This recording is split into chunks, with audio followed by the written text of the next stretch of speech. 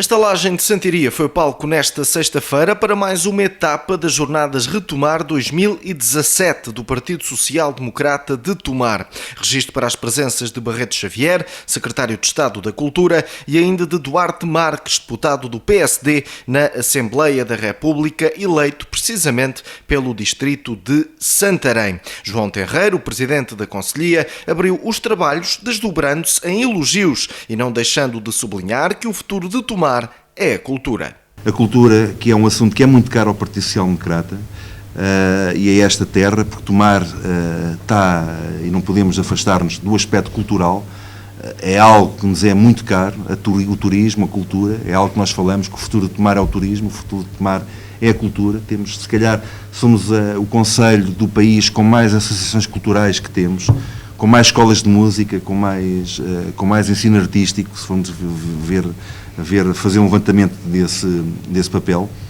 Eu lembro na altura quando a companheira Luísa Oliveira era minha colega na Câmara Municipal de Tomar, depois neste momento foi ocupar cargos de instâncias a nível nacional, num papel importante na qualidade de diretora da DGAI, diretora-geral da DGAI, mas na altura apresentámos uma proposta que era a proposta do Conselho Municipal da Cultura, na reunião da Câmara Municipal de Tomar, e para a nossa surpresa, essa proposta foi chumbada. Foi chumbada pelo PS, pela CDU e também pelo vereador dos Independentes. Foi algo que ficámos surpresos. E o que nós dissemos foi na altura, não que essa proposta não fosse uma boa proposta, modéstia à parte, mas era uma boa proposta, era necessário partir daí depois para uma carta da cultura, mas essa proposta foi chumbada apenas e só por um motivo de ter o símbolo do PSD. E infelizmente em Tomar temos uma partidarização e uma partidarite, permitam uma expressão, por parte desta gestão PS-CDU, de tudo o que é PSD é para chumbar. Temos um vereador da CDU que ainda olha para o PSD como um partido, na altura do PREC, um partido que é preciso combater, porque é um partido que está ligado a forças de direita e de extrema-direita, portanto ainda não passou o muro, como eu muitas vezes lhe chamo. Temos um vereador da CDU que ainda vive atrás do muro que existe da antiga União Soviética, da antiga RDA, e que ainda não evoluiu para esse sentido. Alguém que se dizia que tinha uma inspiração cultural para Tomar, porque ele é presidente de uma cidade filarmónica que cresceu e que teve algum papel no âmbito do ensino artístico em Tomar, mas que de resto vemos que enquanto autarca, de facto, permita uma expressão, é um autêntico flop.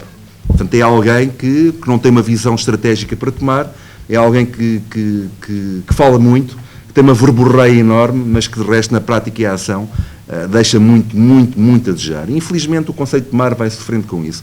E depois temos uma Câmara Municipal socialista, em coligação com o Partido Comunista, de alguém que tem uma propaganda fantástica, excelente, de uma propaganda que publicita aquilo que não faz, que consegue dar uma imagem de eventos que não acontecem, mas que tentam acontecer, mas que no âmbito cultural e no âmbito do turismo ainda nada vemos ao fim de 2 anos. Alguém que prometia muito em 100 dias, nomeadamente resolver um acampamento de etnia cigana, como o Sr. Secretário de Estado teve a oportunidade de ver à entrada em Tomar, que em 100 dias tinha já a resolução para este problema, e que ao fim de 1 ano não só não teve um plano para a população da etnia cigana, como agora veio inventar algo que já chamou um parque nómada, que teria resolvido até final deste ano. Mas será um parque tão nómada, que nem tão pouco o conseguimos encontrar. E esta gestão socialista que nós vamos tendo no Conselho de Tomar está-nos a levar, infelizmente, para o abismo. Não só para o abismo de credibilidade e dignidade do Conselho de Tomar, que merece, porque Tomar tem 850 anos de história, teve grandes pessoas e grandes pessoas ligadas à história de Portugal que tiveram à frente o Conselho de Tomar. Aqui foi pensado os descobrimentos e, infelizmente, vemos uma gestão socialista e comunista catastrófica que está, infelizmente, a manchar toda esta história nobre de Tomar, com episódios muito caricatos que têm vindo desculpa a expressão, à baila, nomeadamente estes 100 dias, obviamente são promessas demagógicas, nomeadamente, não sei se o Sr. Estado se lembra, as tolerâncias de ponte na primeira segunda-feira do mês para compensar os cortes salariais, em um conjunto de situações para que infelizmente Tomar tem vindo até a ser chacota por programas radiophónicos a nível de programas que são de natureza cómica. Infelizmente Tomar está a roçar aquilo que é cómico. E Tomar é muito mais do que isso, obviamente que não é. Tomar é uma cidade com história, Tomar é um concelho com tradição. Os Templários, a sede dos Templários em Tomar foi aqui, a sede da Ordem de Cristo foi em Tomar, os descobrimentos foram pensados em Tomar. E tudo isto, portanto, a cultura de Tomar e a cultura como fator de desenvolvimento local é algo que nós, a PSD, nos tem sido muito caro. Infelizmente, esta Câmara Municipal está mais preocupada com a propaganda daquilo que não faz. Infelizmente, não temos uma carta de cultura, não temos um programa no âmbito cultural, e não fosse a boa vontade de muitos cidadãos que, de forma gratuita e desinteressada, vão dando o seu apoio para que se possa dar o contributo para alguns eventos que surgem em Tomar, nomeadamente temos agora a Festa dos Tabuleiros, de 4 em 4 anos, uma festa nobre de Tomar. Não fosse a boa vontade de alguns cidadãos de Tomar que vão fazendo esse apoio, que vão fazendo esse trabalho sem qualquer tipo de apoio autárquico, e Tomar teria já caído no abismo. Ainda bem que somos tomarenses, ainda bem que gostamos da nossa cidade, da nossa terra, ainda bem que há pessoas com bom senso neste concelho e que vão mantendo Tomar como cidade, como uma cidade e como um concelho com a dignidade que deve merecer ter. Duarte Marques, deputado do PSD, usou a palavra logo de seguida para referir que o melhor local para um secretário de Estado da Cultura poder estar é em Tomar. Numa crítica política, Duarte Marques classificou a Presidente de Câmara como um embaraço para o Conselho. Quando o João me pediu para vir aqui hoje, e me pediu ajuda também para convidar o Sr. Secretário de Estado a estar cá presente, eu pensei, poxa, o Secretário de Estado da Cultura, o melhor sítio que tem para ir é Tomar. E é o melhor sítio porquê? Porque para quem é de Mação e vive neste distrito há muitos anos, se há coisa que Tomar sempre teve, não quer dizer que ainda tenha, mas que se Tomar sempre teve, foi uma alma cultural. Quem ia dar aulas de música à Mação eram as organizações de Tomar, ou o Canto Firme, ou a Escola Gaudim Paz. As peças de teatro que eu ouvia falar são as de Tomar, ou no convento, ou aqui, ou ali sempre ouvi falar. E uma Mação, muitas vezes. E o distrito, sobretudo nesta zona de Tomar, ali para a zona de Mação, Abrantes, Sardual, Ferreira do Zeza, sempre viveu muito a cultura de Tomar. E, portanto, Tomar é um concelho de cultura. Ou era um concelho de cultura. E aqui há uns meses atrás, uma amiga me disse que estava pronto para ser inaugurado a charola do convento de Tomar. Que era o maior embaraço que havia, na minha opinião, a seguir, um embaraço maior será a Presidente de Câmara atual. Mas era um embaraço grande que havia em Tomar. Era a quantidade de pessoas que vinham a Tomar, que viam que o convento era património da humanidade, era uma referência internacional no turismo, e chegavam ali e era um embaraço. Porque se olhava para uma coisa que se esperava que tinha um potencial incrível, e aquilo era um embaraço, que estava muito degradado, muito empobrecido. E era pior, mais valia não ter nada naquela altura do que enganar as pessoas a virem a Tomar. E eu, desde que estou na Assembleia da República, alguns não me ouvem falar nessa área, mas eu na cultura tenho sido o chato da área do património. E dizia sempre em Portugal, temos é que gastar dinheiro na cultura, na parte do património, porque isso é muito mais importante do que outras coisas que não são tão relevantes para a sociedade, nem para o turismo, nem para a economia local, nem para as pessoas, que é não passar pela vergonha de ter o património degradado. Não há embaraço maior do que olhar para esta charola como estava, ou então o carrilhão de Mafra, que era um problema descomunal. E eu ganhei um enorme respeito pelo Sr. Secretário de Estado quando decidiu apostar no património. Não decidiu depois de dizer isto. Deu como prioridade o património. E é por isso que hoje em dia temos o carrilhão de Mafra quase, não sei se já está em obras ou não, mas está bem encaminhado. Temos o Museu da Música lá instalado, que vai levar para lá muita gente. E quando soube que a charola estava pronta para inaugurar, eu testemunhei o empenho do Sr. Secretário de Estado a dizer: isto é uma obra que eu não devo lá ir sozinho inaugurar para ficar na história. Isto é digno de ter cá o Presidente da República. E o Presidente da República teve cá, veio a Tomar só para inaugurar a charola. Isso é um significado brutal, demonstra um desprendimento muito importante e, sobretudo, a valorização do património que muitas vezes nós esquecemos, ou que ao longo de muitos anos preocupámos só em fazer obra nova e deixar aquilo que é a obra dos nossos antepassados ter um significado extraordinário para a nossa cultura, degradada, sem manutenção, sem requalificação e até, como eu dizia há pouco, de forma embaraçosa. E eu olhava para este património e só me faz lembrar de Tomar, porque eu habituei-me a ver Tomar a ser uma cidade com muito movimento e com muita atividade. É uma cidade que tem um património cultural especial, é uma cidade muito bonita. Ainda hoje via que Tomar era das cidades com o maior número de dormidas e de turistas a seguir a Fátima, obviamente, mas isto não se pode competir com a Nossa Senhora. Mas tinha muito turismo e hoje em dia notamos que Tomar é uma cidade um bocadinho adiada. Tomar teve um azar desgraçado.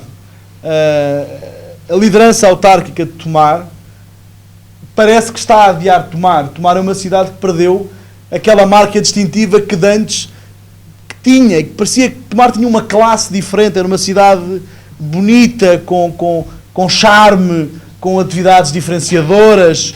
E hoje, se não forem as pessoas que fazem cultura ou que organizam por si a Festa dos Tabuleiros e outras organizações semelhantes, não podemos contar, infelizmente, com uma Câmara que seja um polo dinamizador, não só da cultura, mas também da economia, da educação, etc. Ou seja, aquele que poderia ser o dínamo catalisador que ajudasse o Politécnico, que ajudasse as associações culturais, as empresas, vemos um município que está adiado. Acho que está triste até. Tomar teve mesmo muito azar. É por isso que eu acho que é muito importante retomar, e o PSD retomar Tomar. Acho que é fundamental que Tomar se prepare para o plano que aí vem, para aproveitar o PT 2020.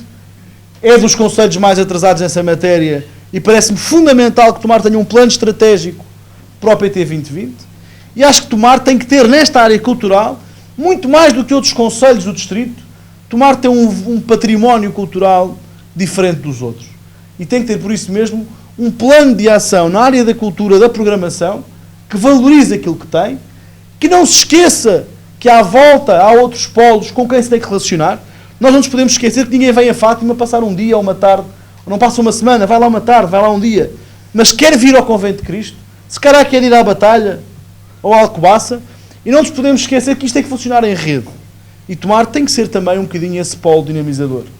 É por isso que eu digo que se há concelhos que têm potencialidades industriais, da natureza, Tomar, como cidade, foi uma cidade sempre bem estimada, bem desenvolvida, harmoniosa. A grande mais-valia de Tomar, além das pessoas, obviamente, é o património que tem. E adiar este património, adiar este conceito estratégico, adiar esta, não digo exploração, mas valorização do património é fundamental. Porque não basta ter a charola arranjada, é preciso ter estratégia, muita criatividade para poder dar charme a Tomar. E eu hoje em dia só ouço falar em Tomar pelas más razões. Ou pelas broncas que acontecem na Câmara, ou porque a Presidente de Câmara interpreta mal aquilo que lhe dizem sobre a saúde. Ou seja, só passa o tempo a tentar arranjar desculpas para a sua inação política.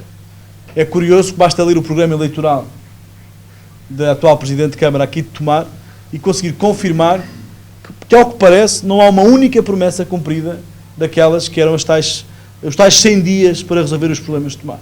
E, portanto, Tomar continua a ser uma cidade, infelizmente, à espera que seja retomada pelos dirigentes do PSD.